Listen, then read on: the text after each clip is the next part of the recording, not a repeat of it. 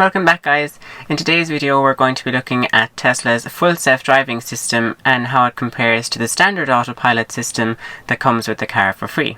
So let's get started.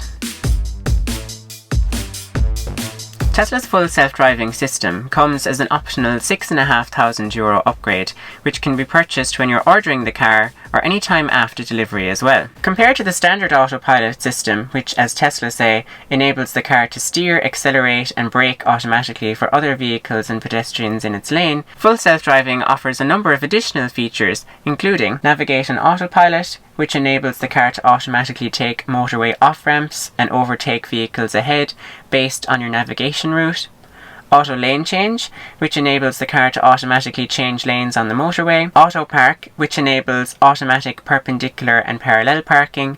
And Summon, which enables you to remotely move the car in and out of tight spaces using the smartphone app. Additionally, the software upgrade enables you to access future software updates, which will include a variety of new features, including the ability to recognize and respond to traffic lights and stop signs, automatic driving on city streets, and enhanced summon, where the car will come and find you in a car park. But for now, none of those features are available yet. Okay, so judging by the way Tesla describe it, full self-driving sounds pretty good.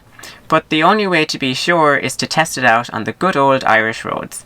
So let's have a look. So the first thing we're going to test is the Navigate on Autopilot feature. Firstly, you must make sure that Navigate on Autopilot is enabled in the Autopilot settings menu.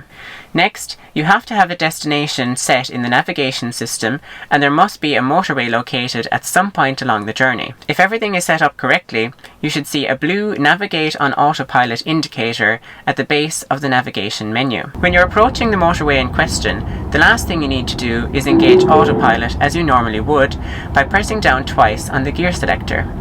You'll know Navigate on Autopilot is engaged when you hear the distinct activation sound and when the two blue Autopilot lane lines converge into a single navigation line. Once active, Navigate on Autopilot behaves in pretty much exactly the same way as normal Autopilot, with only a few minor differences. If the car in front of you is travelling slower than the Autopilot speed limit, Autopilot will make a suggestion for you to change lanes. A key difference between the European and US version of the feature is that the European version needs you to confirm the lane change by switching on the indicator and by applying pressure to the steering wheel in the direction that you want to overtake. In this regard, Tesla's marketing of Navigate on Autopilot as a feature which can automatically navigate from motorway on-ramp to off-ramp isn't necessarily true, since anytime you need to overtake a car in front or change lanes, you still have to manually apply the indicator and manually apply pressure to the steering wheel in the direction you want to travel. When it comes to exiting the motorway, Navigate on Autopilot does actually automatically apply the indicator and change lanes into the off-ramp without requiring any interaction from the driver, but the same cannot be said if you are entering a motorway from an on-ramp, in which case you will still need to manually apply the indicator and some steering force. If you are exiting from one motorway to another, then Navigate on Autopilot will remain engaged, but if you're exiting onto a roundabout, then the system will revert to standard Autopilot and start to decelerate until you either take manual control or press the accelerator to resume standard Autopilot. In terms of reliability, I find Navigate on Autopilot much more of a touch and go sort of situation when compared to standard Autopilot. In wet conditions, the system often disengages because the camera sensors on the side of the car become obscured, meaning that it can't keep track of vehicles in the blind spots and hence cannot perform automatic lane change maneuvers. But the worst part about Navigate on Autopilot is when it aborts a lane change. This isn't necessarily Tesla's fault because it's an EU regulation that stipulates any driver assistance system that's performing a lane change must complete the lane change maneuver within a total of 8 seconds. If it doesn't complete the maneuver within 8 seconds, then the requirements state that the car must abort the maneuver. This causes issues if you apply the indicator to change lanes, but the car has to wait for the passing lane to be clear. In my case, there were a number of instances where the lane change was delayed because of this exact reason, and the car aborted the lane change mid-maneuver by quite violently swerving back into the original lane. Another thing to note about auto lane change is that it does in fact work independently of Navigate and Autopilot. This means that you can actually use the feature on a variety of dual carriageways as well as motorways, and it works in exactly the same way as it does when Navigate and Autopilot is engaged. The next feature we're going to look at is the Autopark function. When travelling below 24 km per hour, Autopark will detect parallel parking spaces. If a space is detected, a small P icon will appear above the car on the touchscreen.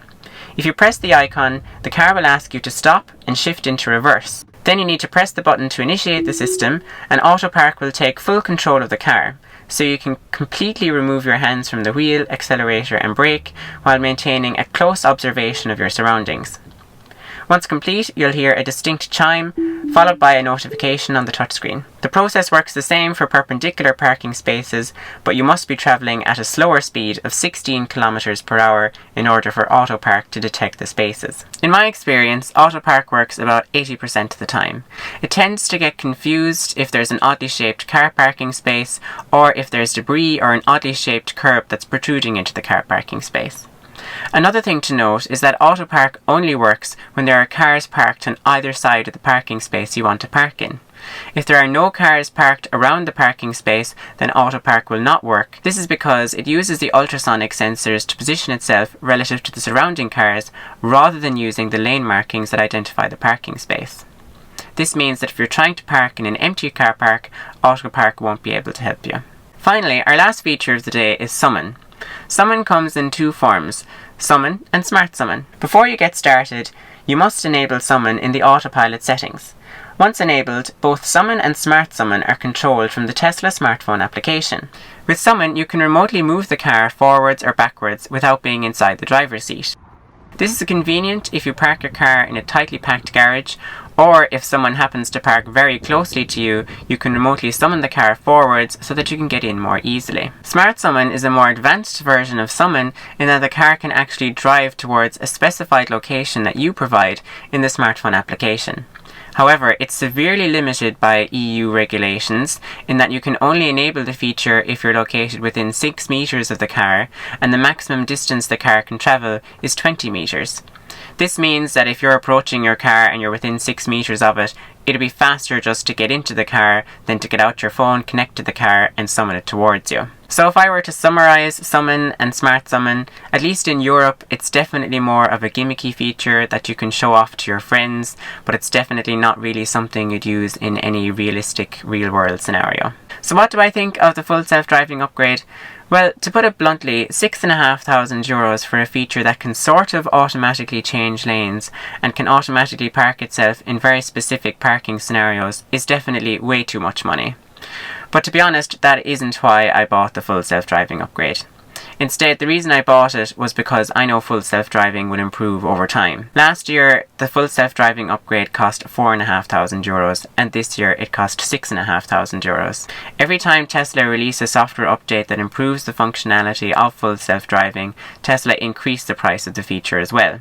So in that way, it can let your car actually appreciate in value over time as the full self-driving features improve.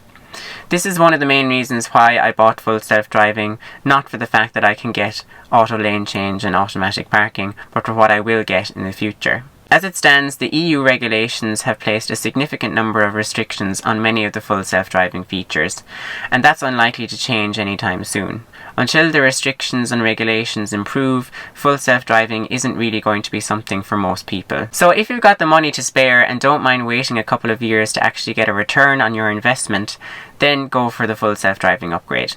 Otherwise, I'd save yourself the cash. So that's it for today's video. I hope you found it interesting and enjoyable, and if you did, please like and subscribe to the channel. If you have any questions, be sure to drop them in the comments, and until then, I'll see you in the next video.